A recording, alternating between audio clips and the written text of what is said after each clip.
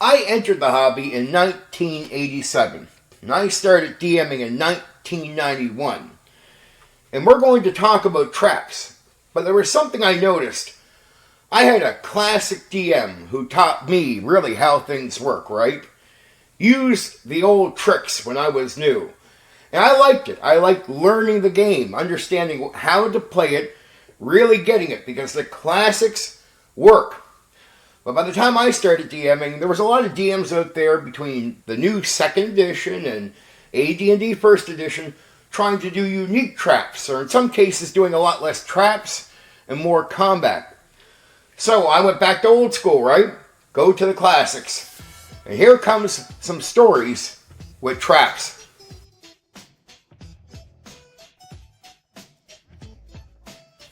So I get a group that is not completely new, but they're new to classic traps. They've been facing a few unique gimmicks and doing a lot of combat. Some of them were AD&D 1st edition guys that joined my game. Some of them had already played some 2nd edition already. Right? So I have a group and they're entering. At least they're smart enough to have the thief up front, but they have no 10-foot pole. They're not checking things. And the thief is going forward, in that first bit of the dungeon. But he's being careless. Simple carelessness. Not checking the floor. At one point I tell him he steps on something soft. He's just not checking. There's no need to give him any opportunities at an intelligence check. He's simply not looking. So he steps on something soft. Now he's pretty wise.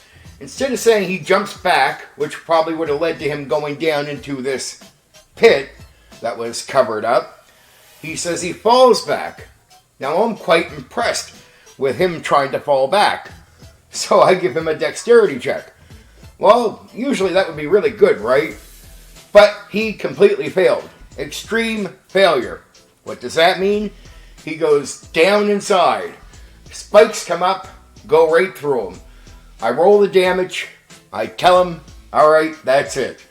Now he knows he's going to be making a new character. And my statement has pretty much told him in not so many words, his character is dead. Toast, gone.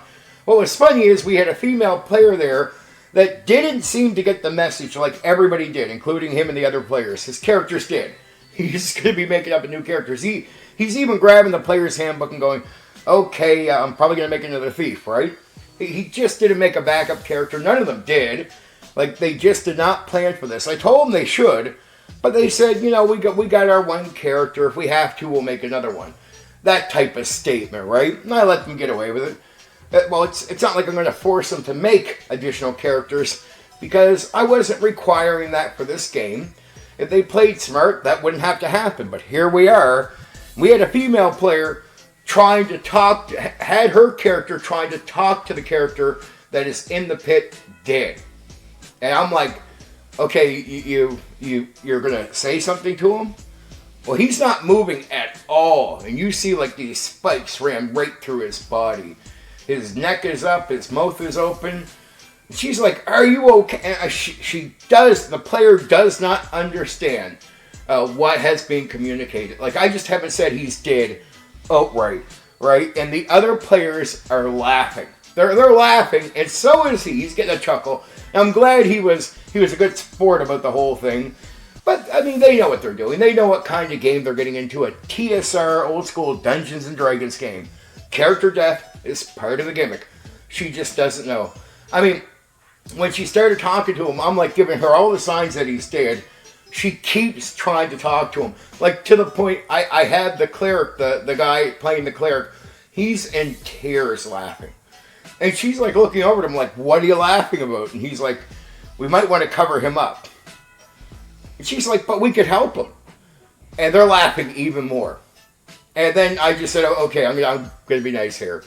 He's not moving because he's dead. And she says, even though the DM has just told her that the character is dead, she says, are we sure he's dead? And everyone starts, even me, I'm cracking up laughing. I'm trying not to, because I'm trying to take the game serious. But I can't help it. It was a funny moment. It was a classic funny moment.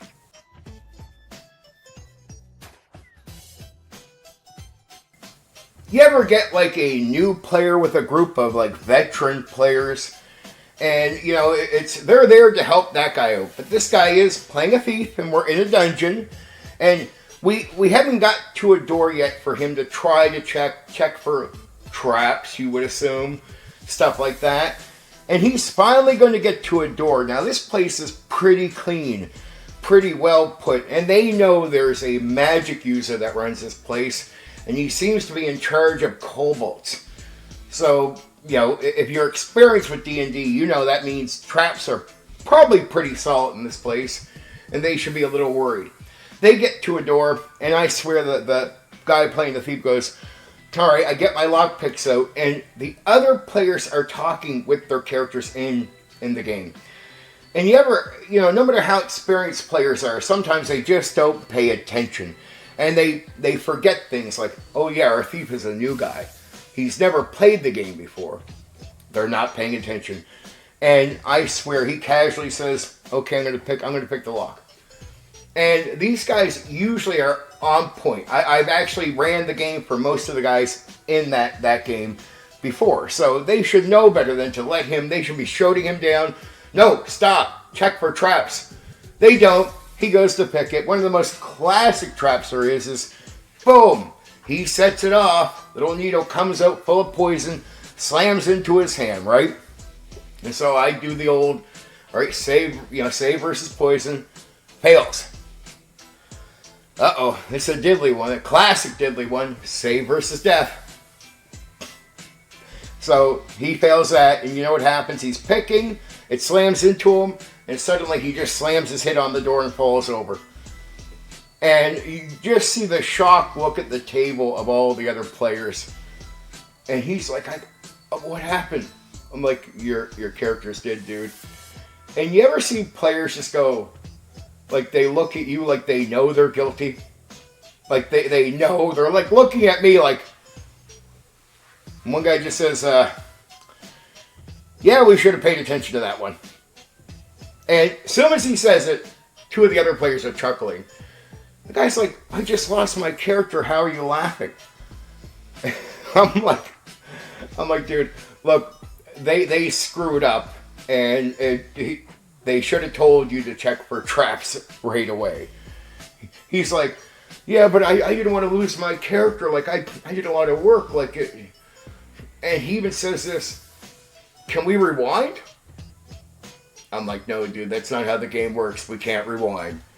It's over. Your character's dead. You're going to have to make a new one.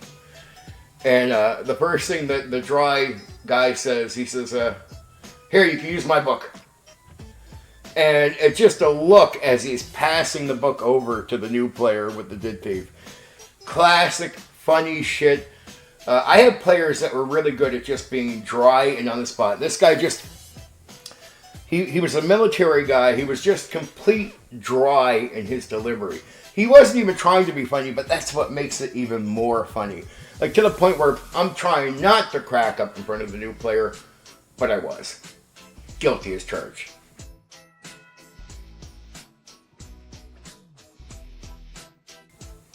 Sometimes you get players that are used to some DMs doing too many unique things and not really doing classics. Why would I do classic traps? Because in reality, it's teaching players how to play the game right. They should be cautious. They should be worried. That's why these type of old classic traps work, to teach you to not be careless. And I had all experienced players, but here's the crazy thing. They're experienced with DMs that are doing unique things, and those unique things don't really teach the lessons all that well. So imagine getting a player playing a fighter who gets a bit ahead of himself. He sees a goblin, goblin's taunting, and then runs. So the guy playing the fighter goes, I'm chasing him. Okay. Now, the other players are all having a laugh at this player having his character chase the goblin. And they decide not to rush. They're like, okay, we know he's going to catch him. We'll casually walk in. Like slow. Like, okay. So he goes around the corner, and I get him to make a roll. Now, I'm not going to say out loud exactly what happens, But he gets that he fails the roll and something bad is going to happen to him. And I'm like, okay, dude, all right, that happens. I asked the other guys, what are you doing? We're just walking. We're taking our time. I'm like, okay, go back to him. Well, here's what happened to you. You're hanging. And they start laughing because they're hearing this as players. And I'm like, but they forget what level they're at. They're only level 1 characters. Like, they're just going into a dungeon right away. They haven't leveled up. It's not level 3. They're new players that should be careful at this level. Some DMs will start you at level 3. Sometimes I would start at a higher level, maybe 2 or 3. This time, I'm old school. I'm going level 1. I'm making people grind. And grind carefully. Remember, it's about survival, not about combat. Well, he's hanging because he's in a net. And the goblins that are going to show up to the scene are going to stab. He's dead. He's dead. Now, if the others would have rushed down, they would have scared these goblins not to come out. But since nobody was there, the goblins came out and stabbed him as quick as they could. Now, okay, that is a toast fighter. Never rush a hit. Never be silly. Never don't forget where you're at, or you'll learn the hard way. Anyway, they thought they were going to go save him. They run to the end. They don't realize that the damage done to him is death already. And they're going to try to fight the goblins. Well, that means they're going to get surrounded. They're going to get trapped, lose 2 more characters, go outside of the dungeon. And that was almost a total party kill. Don't be foolish. Don't be so easily taunted in a game. That can happen to you.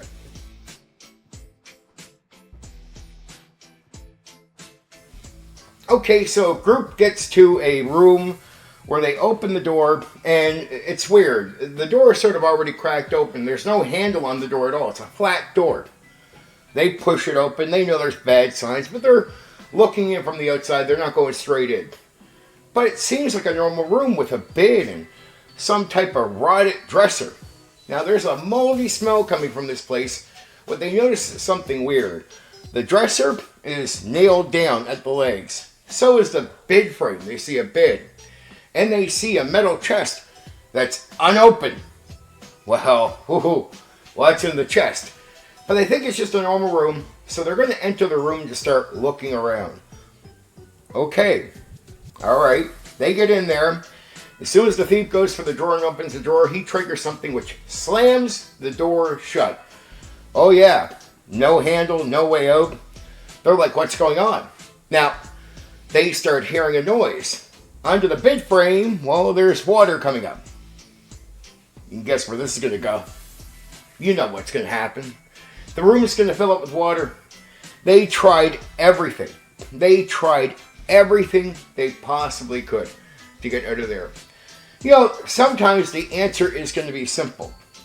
And if there is something to switching it around, you just really got to move things. They should have moved that little dresser thing. Even though it was sealed down, if they move it, they can get to a lever. Boom! That opens the door. But it's nailed down. And it looks like it's not like just nailed down like normal, like it's been recently nailed down. I even tell them that when they're looking around before they go in. Because there's a lever behind this thing. So they just don't move it to find out. The room fills up. They panic. They go into panic mode trying to figure this out. They look behind the bed. They notice the dresser is right up against the wall. If they would have started opening the drawers and just looked down inside, they would have seen the lever already smashed through the back going into the dresser. Right? The dresser was put there on purpose to cover this thing up. They should have paid attention. They were just being dense, panicking. Well, guess what?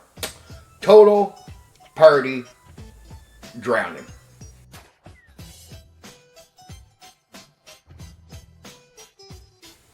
Okay, so there's this one session where there's a female player that her character has gotten separated from the group, right? Separated because they got teleported somewhere else. I won't give you the long story on that, but just say she got separated from this teleported away group. If she has a lantern though, She has lit the lantern, even though her light was originally gone. She pulls out her lantern, gets that lit. She's looking around. She comes up on the room, and she's like, "Oh, okay."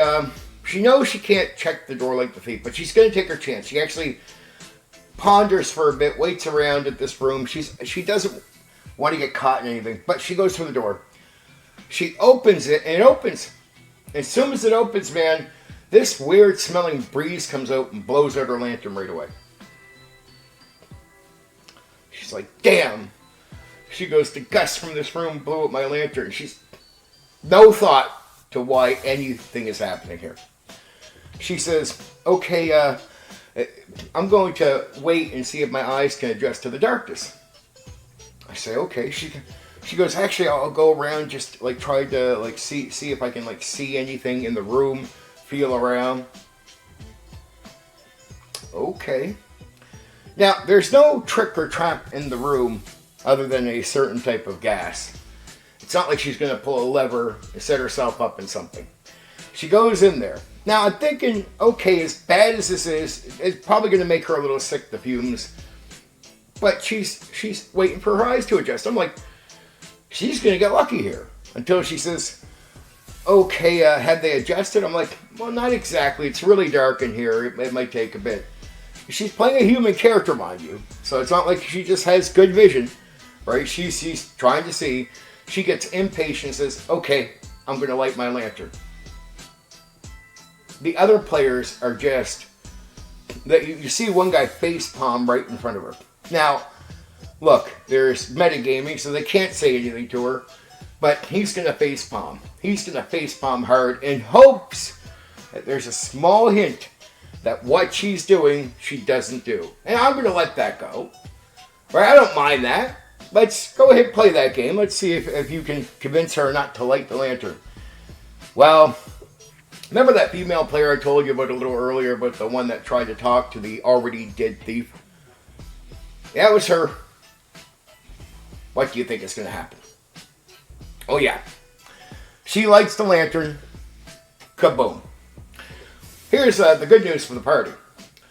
She dies, but they drop because they were in the room above. Suddenly they're free.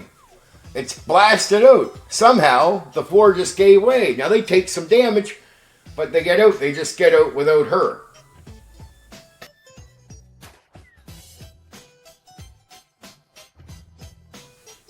Sometimes you get players that are going to be clever and smart. So we have a thief in the group. They look at a room, they open the door, and there's this big like sort of slit going down the middle of the floor. And it's like you ever picture one of those floors that is going to fall in and collapse, and you're all going to fall in? Well, his common sense as a player says that looks like this could happen here. He's not completely wrong. There's a hint of it for sure. So he's going to do the wise thing. Hug the wall and go around to the side. But he sees something in the room. A lever. Well, I swear, he doesn't say anything to me at first. So he goes on the side with the lever up against the wall, and he's going to start going there. And nothing's happening. The floor is not collapsing in. And he gets to the lever, and I'm like, I'm wondering what he's going to do. I'm not sure. But he says, okay, I'm pretty sure if I pull this lever, we can all just walk through here safely. Okay. You know, I'm the DM that understands why the instinctive question comes up to DMs that they want to ask a player. Are you sure about that? Well, he's going to pull a lever. He's going to find out this causes something else to happen. The floor does collapse. There's no, that can happen. But when you pull this lever, the floor will come up this way. Okay, it slams into him. And now he's not dead when it slams into him, but it hurts. Gives him a lot of damage. Then it collapses, and he falls in. And that's how he goes away. The other players, after a lot of patience, figure out if they just hug the wall, they can get to the other side and just don't pull the lever, and they get through. No problem. Right? They died later because they didn't have the thief with them. That's the price you pay, right? You know, sometimes you think you know, but you don't really know.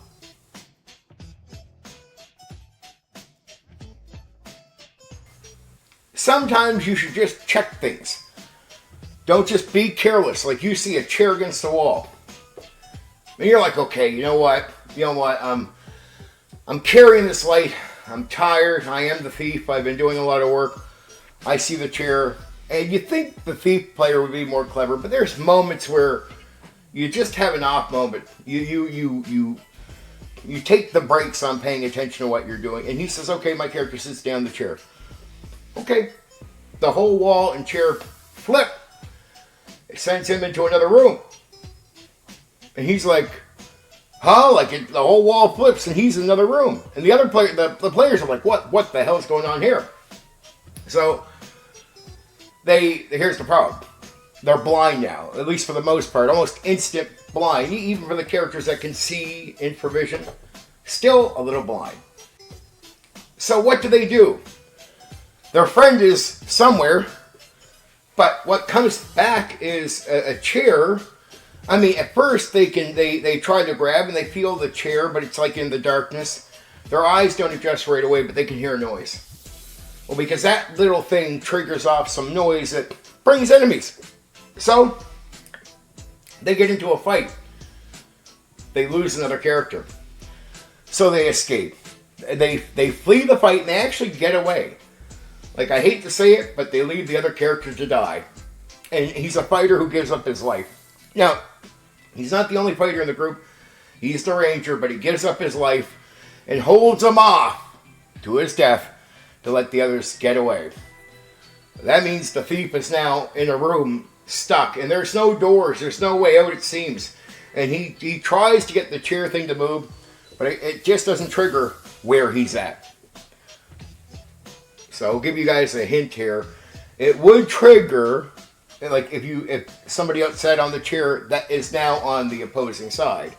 So you have to trigger it from the side the characters are on, but they get into the scrap. They have to leave. Now, they're going to go try and save the character that is alive. And even check on the ranger, because they're not even sure. But he's gone. And they figure it out as the player starts making a new character. Right?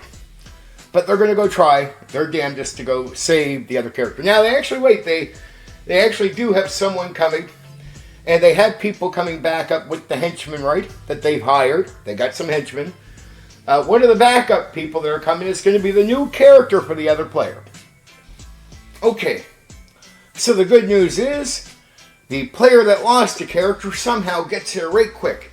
He's made a fighter, not a new ranger, but he thinks the party still needs some extra muscle to go in, right?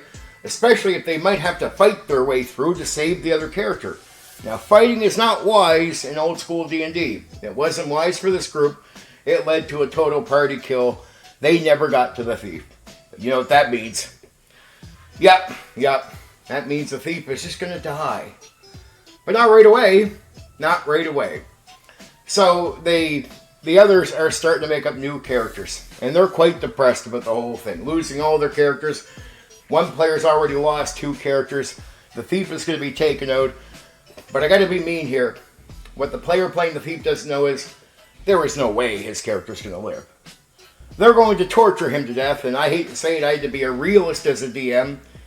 He understood later why it went down the way it did, but we role-played through it. Now, to be nice to him, I said, as he is being, how can I say, seeing the wall open, this is happening, he's seeing that he's going to be dragged out. I said, you could surrender and start making up a new character now, or we could play this out. Now, that should have gave him the hint that it's over. They're going to take him out, and they're going to torture him to death. And there was no chance. He says, let's play it out. Okay, let's play it out. Yep. Well, that was... Put it this way. Here's what's cute about the whole thing.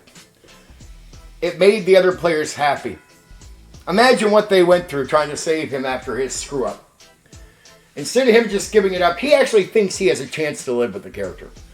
He doesn't, but it satisfies the other players so much so that is as crappy as it is for him, he is happy. He even tells me later, I guess that made everybody not mad at me. I said they were. He's like, I get it, but I paid the price, right? I said, yeah, you're right. You paid the price. That's why they all settled down. And that means he got to make a new character, join them back at the place with a whole new group to come back at the same dungeon. Okay, I hope you guys enjoyed that. I wasn't someone who always played with what you call these unique traps. I didn't pretend to have 50 million traps that I would play with, because a lot of traps I seen people you play with, they couldn't explain them away. They couldn't say how they worked, right?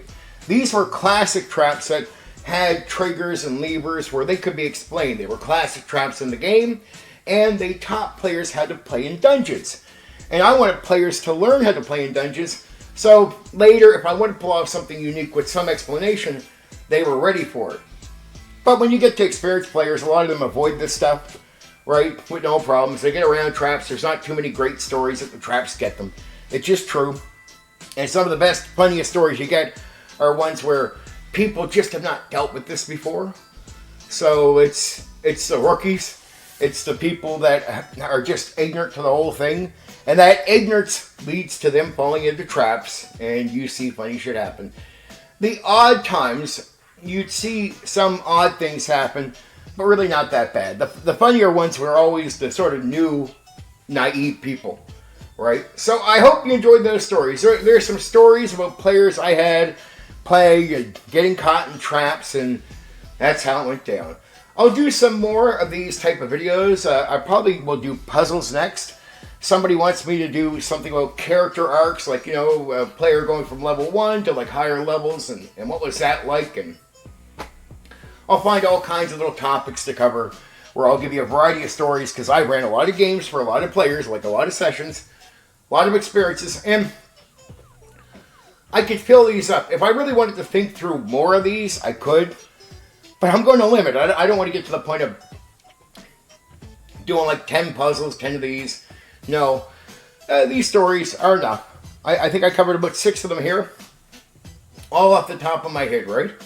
There you go. Just ones I could think about right now. And that's it. That's all the casual stories.